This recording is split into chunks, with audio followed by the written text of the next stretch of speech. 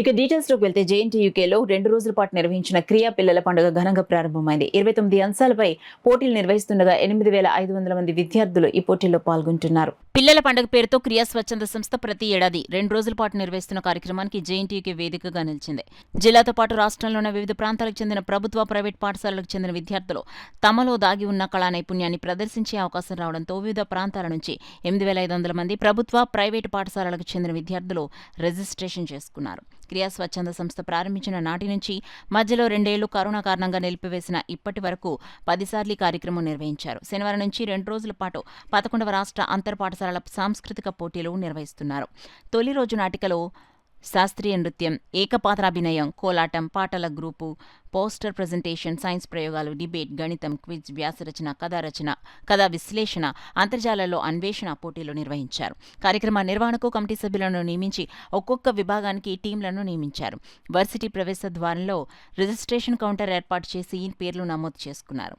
Varsity auditorium, B R Ambedkar గ్రంథాలయం, mechanical PG block, design innovation centre ఎడమ ప్రక్కన, సిఎస్ విభాగం ఈఈఈ బ్లాక్, త్రిబుల్ బ్లాక్ వద్ద పోటీల ప్రదర్శనకు వేదిక ఏర్పాటు చేయగా వీసీ పరిపాలనా భవనం వెనక భోజన వసతి కల్పించారు. విద్యార్థుల తల్లిదండ్రులతో పాటు సందర్శనకు వచ్చే వారి వాహనాలు వర్సిటీకి ఎదురుగా ఉన్న ఐటీఐ కళాశాల ప్రాంగణంలో పార్కింగ్ చేసుకోవాలని నిర్వాహకులు తెలిపారు.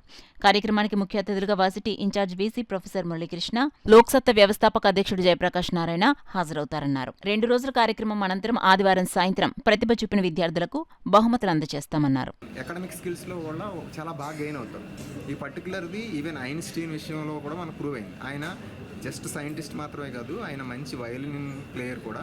సో అదే దాని నుంచి ఇన్స్పిరేషన్ తీసుకుని మేము కల్చరల్ యాక్టివిటీస్ మీద శ్రద్ధ పెట్టి ఇవన్నీ ఈవెంట్స్ కండక్ట్ చేస్తున్నాం. పిల్లలు చాలా ఇంట్రెస్ట్గా పార్టిసిపేట్ చేస్తూ ఉన్నారు. మీరు చూస్తే ఇదంతా పండగ వాతావరణం కనిపిస్తుంటుంది. చాలా పెద్ద ఫెస్టివల్ జరుగుతూ ఉంది ఇక్కడంతా.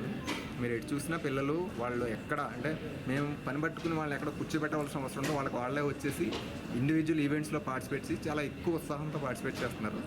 సో ఇది చాలా లార్జర్ ఇంపాక్ట్ ఉంటుందండి. అంటే ఒక ఈవెంట్ ఇక్కడ కాకినాడలోనే జరుగుతూ ఉండొచ్చు, కానీ మొత్తం అన్ని స్కూళ్ళల్లోంచి వాళ్ళు దీనికోసం ప్రిపేర్ అవ్వడం అనేది ఆల్మోస్ట్ 4 రోజుల ముందు నుంచి జరుగుతూ ఉంది. సో దీని యొక్క సోషల్ ఇంపాక్ట్ ఎలా ఉంటుందంటే ఎడ్యుకేషన్ అంతా పెరగడం వలన మొత్తం సొసైటీ మొత్తం మీద కూడా దీని యొక్క ప్రభావం ఉంటుంది. మీకు డిబేటు, క్విజ్, నెక్స్ట్ ఈ డాన్స్, క్లాసికల్ డ్యాన్స్ జరుగుతుందండి. రేపైతే ఫోక్ డ్యాన్సు, క్లే మోల్డింగు, డ్రాయింగు ఇవన్నీ రేపు జరుగుతాయండి. సో రేపు సబ్ జూనియర్స్ అంటే చిన్నపిల్లలు అంటే 5th క్లాస్ లోపు పిల్లలందరూ కూడా రేపు వస్తారు. ఈరోజు అయితే సీనియర్స్, జూనియర్స్ అంటే 7th, 8th, 9th, 10th వరకు ఈరోజు పార్టిసిపేట్ చేస్తారు.